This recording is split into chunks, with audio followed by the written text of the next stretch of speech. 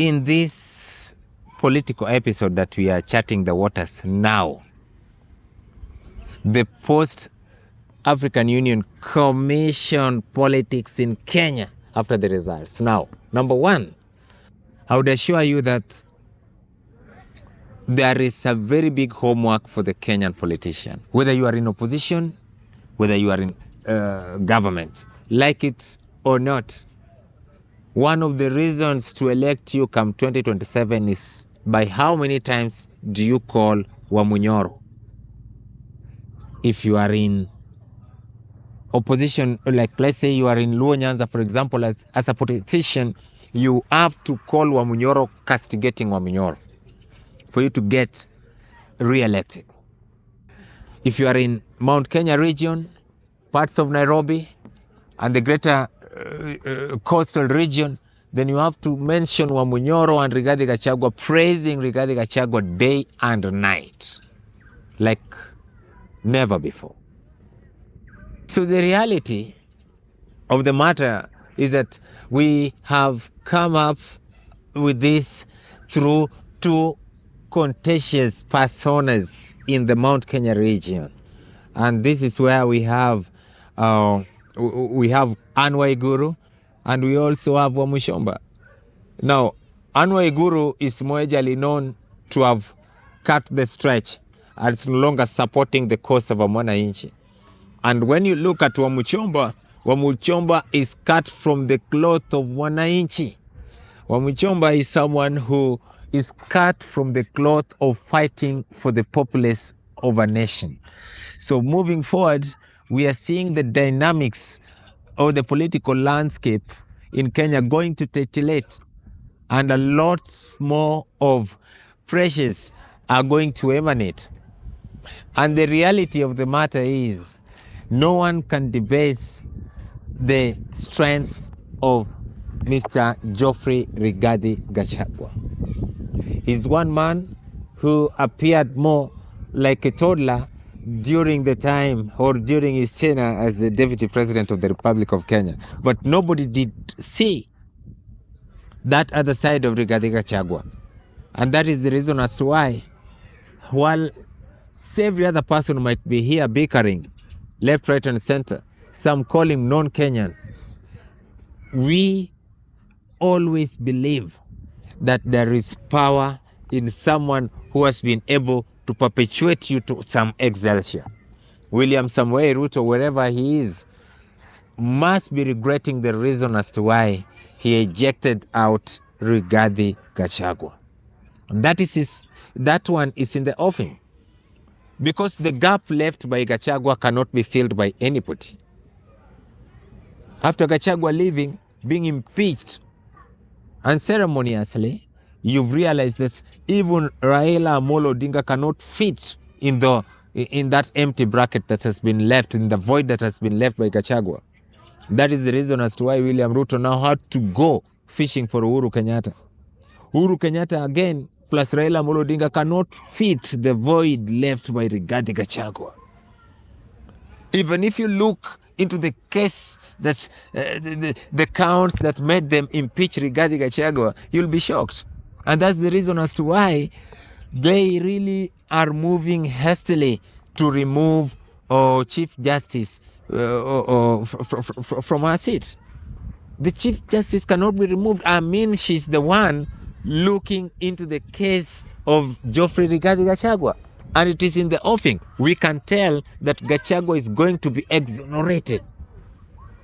The only thing that is now remaining is the ruling part of it.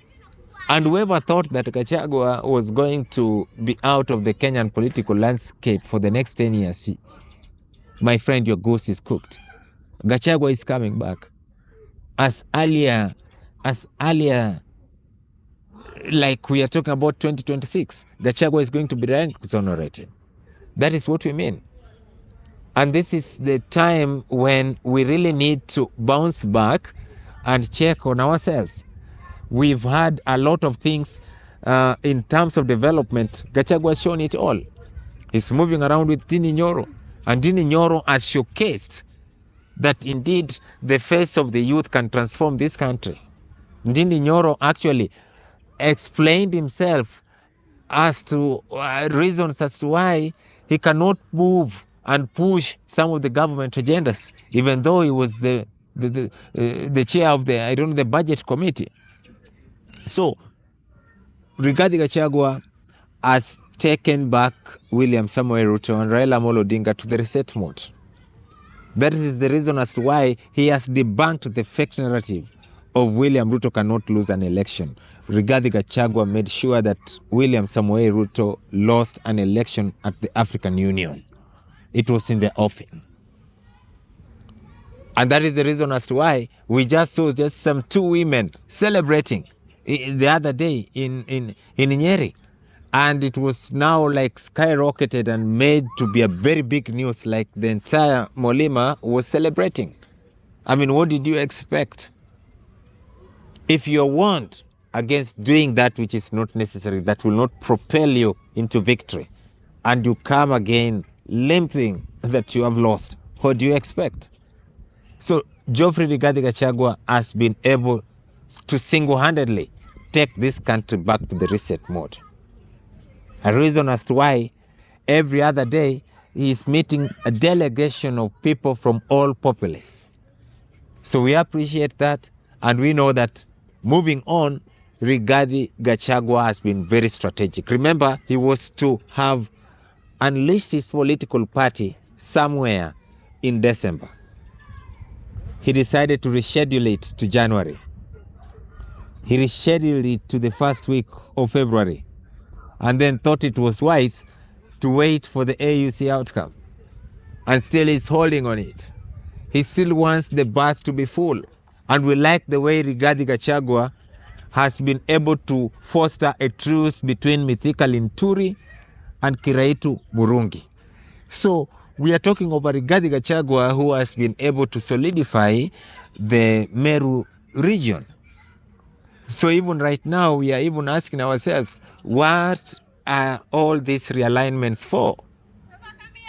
If William Ruto cannot work as the president of the president of the Republic of Kenya, then he should rather leave the presidency to one Raila Amolo Odinga, if Raila Amolo Odinga is good enough. Because we do not see a reason as to why he must keep Raila comfortable. It's now not possible again. Things are not moving on its own tide. They are all singing and dancing to the chorus of Geoffrey Rigathi Gachagua. He has been able to titillate and reform the Kenya's political landscape.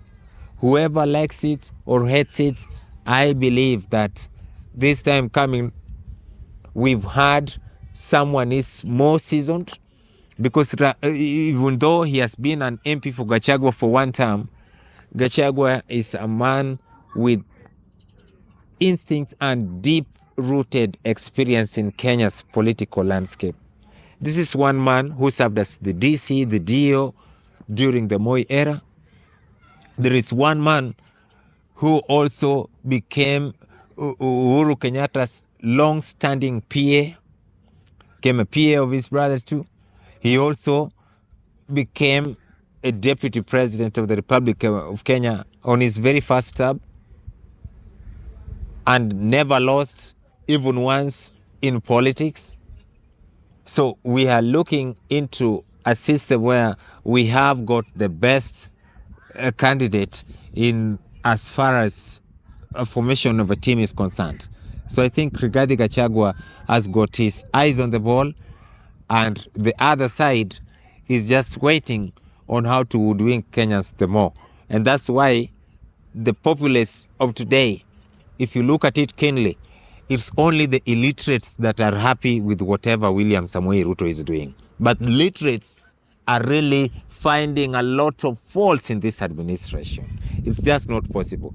And William Ruto cannot take it anymore that Kenyans disapprove of his administration in totality. Thank you.